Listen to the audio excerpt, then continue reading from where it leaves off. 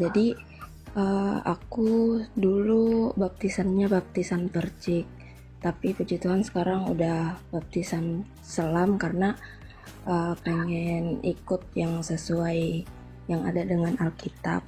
Jadi aku punya temen yang masih percik, jadi aku masih bingung jelasin ke dia kenapa aku pilih percik, tapi dia masih pilih apa namanya.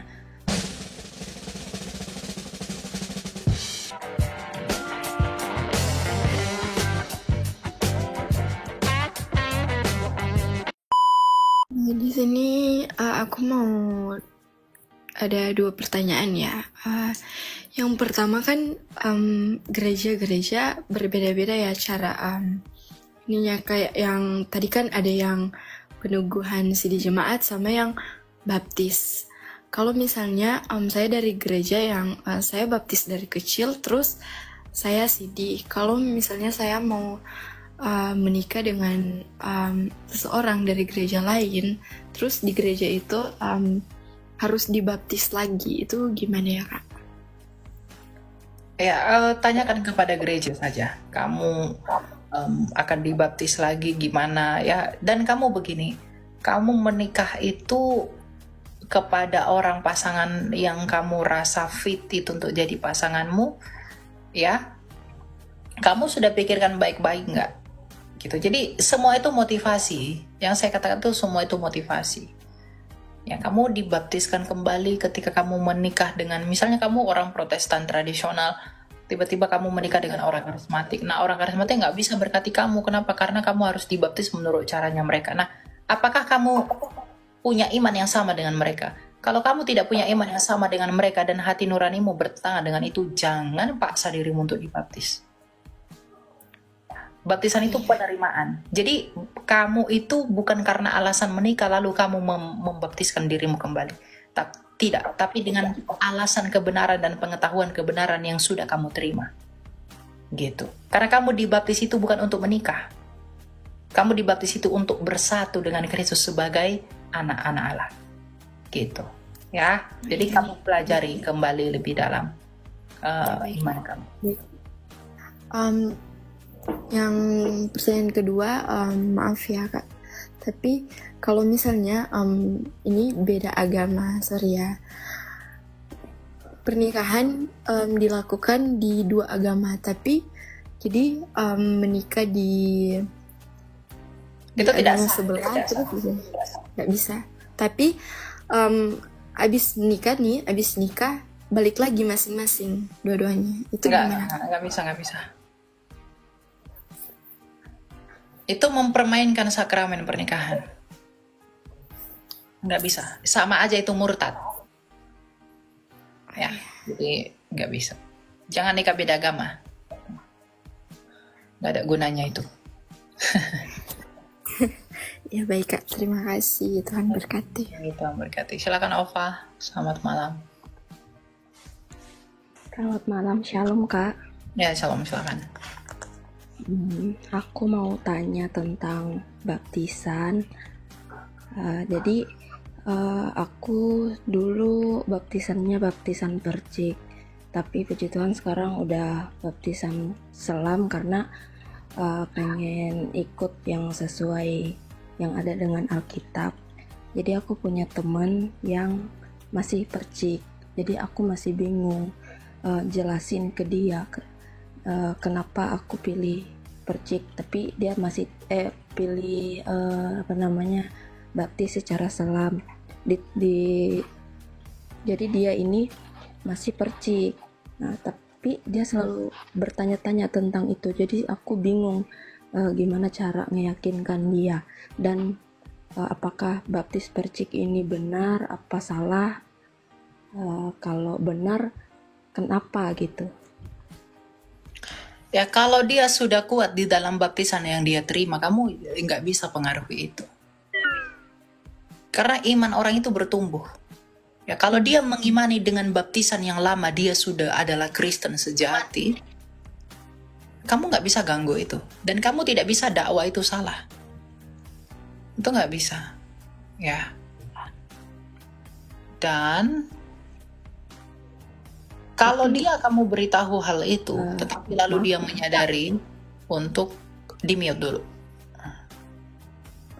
Dia menyadari bahwa dia perlu dibaptis ulang karena dibaptis selam karena pertumbuhan imannya, dan dia merasa bahwa setelah dia punya pengetahuan, oh ternyata gitu ya, lalu dia dibaptis ulang, dibaptis selam agar dia merasa dia adalah orang Kristen dengan pengetahuan yang baru dia dapatkan, itu nggak masalah. Tapi kalau dia baptiskan dirinya untuk mempermainkan baptisan, itu nggak boleh. Gitu. Jadi kita nggak bisa mendakwa mereka, tapi itu tergantung imannya mereka. Itu setelah mengetahui kebenaran itu bagaimana. Kalau bagi mereka kebenarannya itu baptiskan itu dengan cara dipercik, ya kamu nggak bisa ganggu itu. Karena iman itulah yang menghantarkan kita untuk melakukan tindakan baptisan. Percaya dan dibaptis. Nah, percayanya ini padahal apa dulu? Kalau dia sudah percaya bahwa baptisannya dengan dipercik, itu dia sudah jadi orang Kristen dan dia diterima, maka kamu nggak bisa ganggu-ganggu itu. Tapi kalau dia dulu dipercik, lalu dia diberi pengetahuan tentang baptisan selam, lalu dia merasa bahwa, wah, saya percaya kepada selam karena memang begitu ya, lalu dia dibaptiskan oleh karena itu, ya itu nggak masalah. Gitu. Jadi bukan kita yang tentukan mereka, tapi mereka sendiri dalam perjalanan imannya sesuai dengan pengetahuan yang mereka punya dan perenungan mereka di dalam pengetahuan itu. Gitu. Gitu ya. Siapa namanya? Ova? Iya Kak. Walaupun di Alkitab menuliskan seperti itu nggak apa-apa ya gitu. Gak apa-apa. Oh, Ya. baik. Oke, gitu ya. Iya. Makasih Kak untuk ininya. Tuhan berkati ya. Silakan Puji, Astuti. Halo Bu Puji. Selamat malam.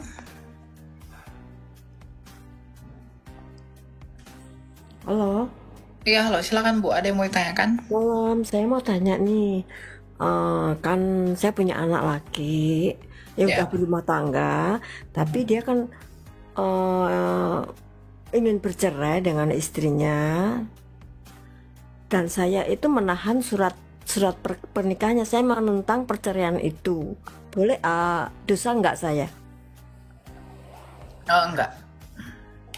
Sehingga anak saya itu sampai sekarang pisah, tapi kita nggak belum bercerai gitu loh. Tapi saya punya keyakinan bahwa apa yang dipersatukan Tuhan itu tidak bisa diceraikan manusia kan. Jadi saya menahan surat-surat itu, surat perkawinannya gitu. Itu saya salah enggak ya? Itu tidak salah, Kak, selama Anda memberikan solusi, misalnya bawa mediasi ke gereja, bertemu dengan gereja agar mereka diperdamaikan, nggak masalah. Tapi kalau Anda hanya menahan tapi tidak memberi solusi, ya itu takabur juga namanya. Tapi sementara saya belum memperdamaikan, belum membawa ke gereja sih. Tapi dia udah pergi gitu loh, udah pergi dari rumah gitu loh. Terus mantu saya ada di rumah, memang dia memang mantu saya ya, gimana ya? Ya udah gitu. Cuma anak saya yang laki itu pergi gitu. Itu gimana ya? Nggak apa-apa ya saya ya? Saya tuh merasa bersalah gitu. Ya, ditanyakan kepada gereja, Bu, karena itu akan kompleks ya. Ada nanti yang disebut dengan pembatalan pernikahan. Pembatalan pernikahan itu nanti gereja yang akan menentukan bagaimana penentuan pembatalan itu. Karena gini, ketika orang menikah, mereka punya janji nikah. Kalau janji itu tidak sesuai dengan apa yang mereka lakukan di dalam pernikahan itu, mereka pernikahannya dibatalkan. Oh gitu ya. Iya. Gitu Terima ya. kasih ya Alia ya. Ya.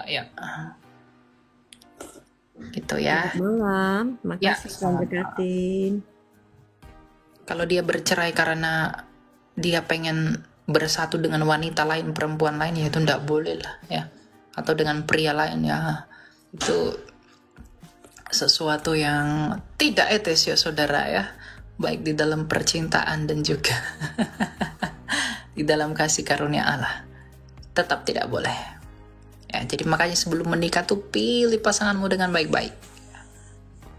Ya, silakan Sagi. Halo?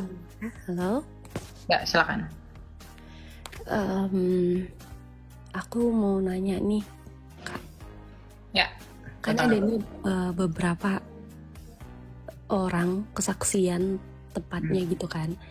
Kayak nggak gimana ya, kesaksian atau gimana, cuman mereka bilang kalau misalkan Tuhan itu datang ke mimpinya ngomong kayak gini apa segala macam. Menurut kakak itu benar adanya nggak sih? Bisa benar, bisa tidak. Karena Tuhan itu tidak bisa dibatasi. Dia bisa mewahyukan dirinya kepada siapapun melalui mimpi, penglihatan, itu bisa. Tetapi Tuhan Yesus berkata apa dalam Matius 7 ayat 16? Dari buahnya lah kamu kenal mereka. Nah, buah mimpi itu apa dulu? Kalau aku bermimpi didatangi Yesus, ternyata Roh Kudus adalah istri saya.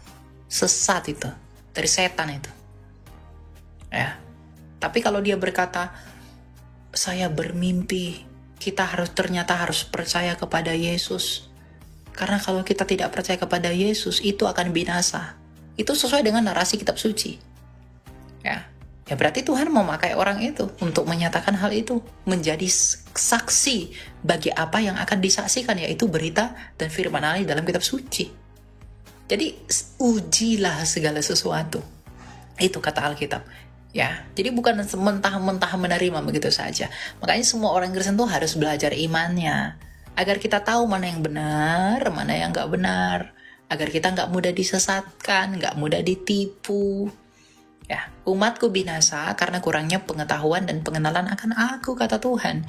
Jadi kalau kita nggak punya pengetahuan yang banyak, kita nggak mengenali Dia, ya kita bisa binasa. Makanya hal yang disukai Tuhan apa di dalam Yeremia 9 ayat 24? Ya, mengenali dan memahami bahwa Dialah Tuhan yang penuh dengan belas kasih, keadilan, dan kebenaran. Jadi yang Tuhan sukai adalah kalau kita mengenal dan memahami Dia di dalam kebenarannya, keadilannya, dan belas kasihannya. Gitu. Jadi semua orang Kristen tuh harus belajar. Nggak ada belajar tuh pendeta aja, nggak ada yang begitu. Gitu ya. Jadi lihat dari buahnya, apakah itu sesuai dengan apa yang dituntut kitab suci atau malah bertentangan. Kalau bertentangan, itu sesat. Saksi-saksi Jehovah, Mormon itu juga pakai mimpi-mimpi. Tapi mimpinya apa? Ternyata Yesus itu bukan Tuhan ya. Yesus itu hanya malaikat ciptaan. Itu kata saksi Yehovah. Itu bertentangan dengan kitab suci yang berkata bahwa orang yang mengaku Yesus adalah Tuhan itu dari Roh Kudus. Kalau dia mengatakan Yesus itu bukan Tuhan, itu bukan dari Roh Kudus. Gitu. Jadi tolak. Gitu. Ya. Oke. Tapi boleh nanya lagi nggak? Silakan. Apa tuh? Terus ini soal mimpi-mimpi juga gitu sih. Soalnya kan ada juga beberapa orang yang kayak setahu aku tuh gimana ya? Kalau misalkan ada nih barang yang kehilangan atau apa gitu kan. Terus jadi kayak seakan-akan dia ngebawa nama Tuhan kayak, ya aku mimpi kayak gini. Tapi balik lagi ya, percaya sama Tuhan Yesus karena emang gini. Pokoknya dia ngebawa nama Tuhan Yesus gitu loh. Ya, itu kan pengertiannya dia tentang apa yang dia peroleh. Ya, itu tidak masalah. Selama itu tidak bertentangan dengan kitab suci, itu tidak masalah. Saya pikir itu pengantar untuk memperkenalkan Tuhan Yesus itu beribu-ribu cara. Ya, kalau dia misalnya sedang mengalami sesuatu. Saya punya kakak rohani yang begitu ya. Tadi kita siang baru ketemu ya. Kita ngobrol-ngobrol ya, beliau bilang, Tuhan ternyata Tuhan ngomong ke saya, Tuhan menuntun saya untuk menemui kamu bla bla bla bla ya. Dan tujuannya itu baik. Dan saya tidak mempermasalahkan itu karena yang saya lihat kalau kayak kakak saya itu ya, buah-buah hidupnya pun buah-buah yang baik, menuntun kita kepada Allah. Dan tentu dia sudah lebih dewasa secara rohani. Makanya saya, meskipun saya seorang apologet, saya juga dibimbing, dibapai secara rohani agar saya kuat secara karakter. Nah, jadi itu tentang spiritual journey setiap orang. Jadi dikit-dikit dia bawa Tuhan, dikit-dikit dia bawa Tuhan, karena dia mengalami begitu. Dan yang kita yang hanya tahu dan tidak mengalami, itu perlu belajar dari orang-orang yang seperti itu. Bukan yang overreaction, bukan yang overreacted ya, bukan yang begitu, tetapi yang pintar menempatkan diri dan membawa nama Tuhan di dalam setiap aktivitas dalam hidupnya. Saya punya kakak rohani yang begitu. Gitu. Jadi ya tidak masalah. Oke, makasih ya Kak. Ya. Oke, ya silakan XJR. Halo Kak Elia. Ya silakan. Salam, selamat malam. Kak Elia, aku mau tanya soal ayat Alkitab nih. Iya, ayat berapa Pak? Pada Lukas 19 ayat 27 itu arti dan maksud ayat tersebut apa Kak Elia? Lukas 19 ayat 27 ya? Iya, Lukas 19 ayat 27. Ya.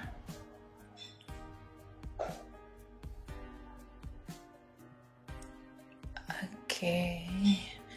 Akan tetapi semua seteruku ini yang tidak suka aku menjadi rajanya, bawalah mereka kemari dan bunuhlah mereka di depan mataku. Ya, apa yang mau ditanya? Ini perumpamaan tentang uang mina. Ingat ya, perumpamaan.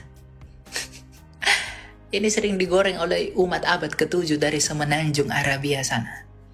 Mereka berkata Tuhanmu itu suka bunuh orang. Padahal dalam sejarah tuh, iya. Padahal Tuhan Yesus nggak pernah membunuh siapapun. Tapi apa artinya ya kalau tentang uang mina ini ya? Ya, coba kita lihat ya.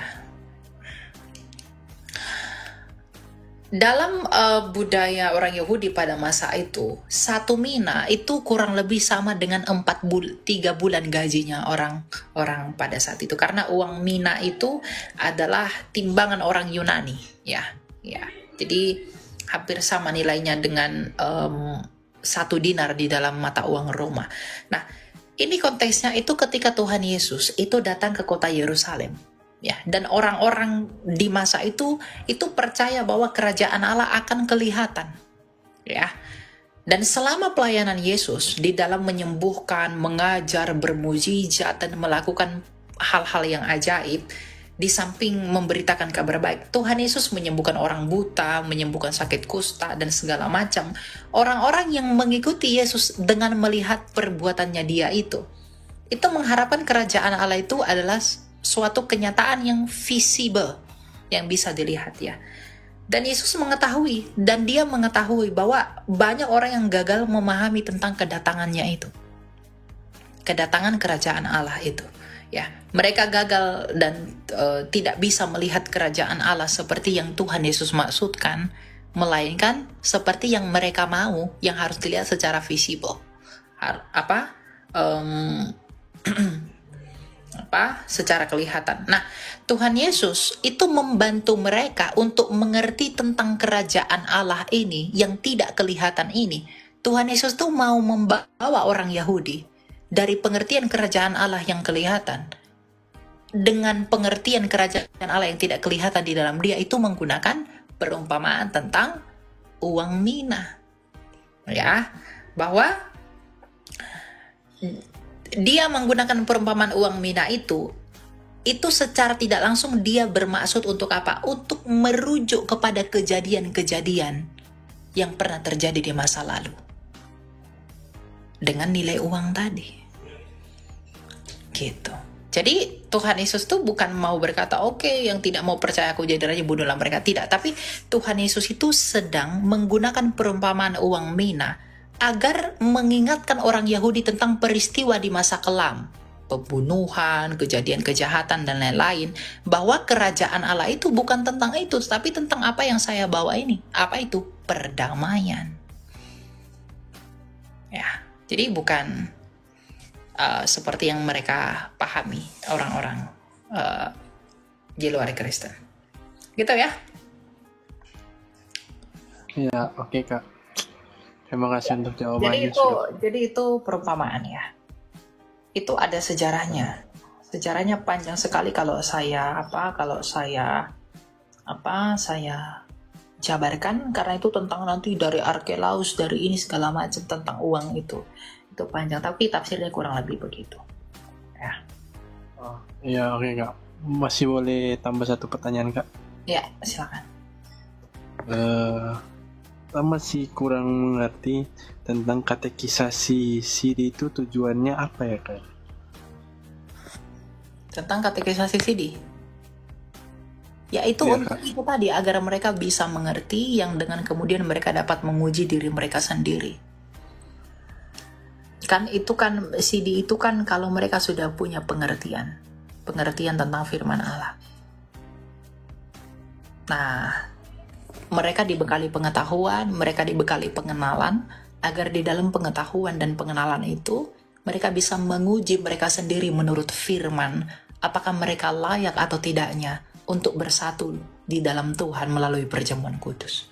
Jadi tujuan umum dari katekisasi CD itu adalah untuk mengajar kita dan mendidik kita di dalam kebenaran. Makanya dalam 2 Timotius 3 ayat 16 dikatakan, semua tulisan yang diikhlaskan oleh Allah itu bermanfaat untuk mengajar, menyatakan kesalahan, dan mendidik dalam kebenaran. Nah, itulah yang dihantarkan oleh para pendidik di dalam CD itu. Jadi membantu mendewasakan iman mereka yang dengan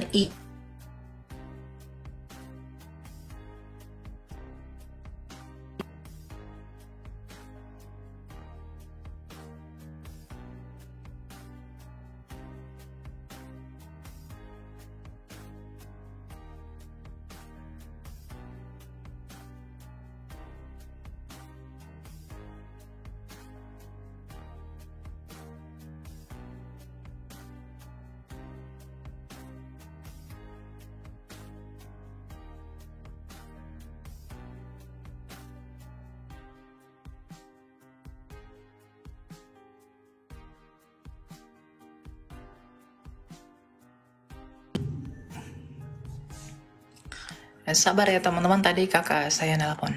Ya. Oke, ada lagi yang mau ditanyakan, Still Learn? Nggak ada Kak. Untuk pertemuan kedua kali ini sudah cukup. Oke, gitu ya.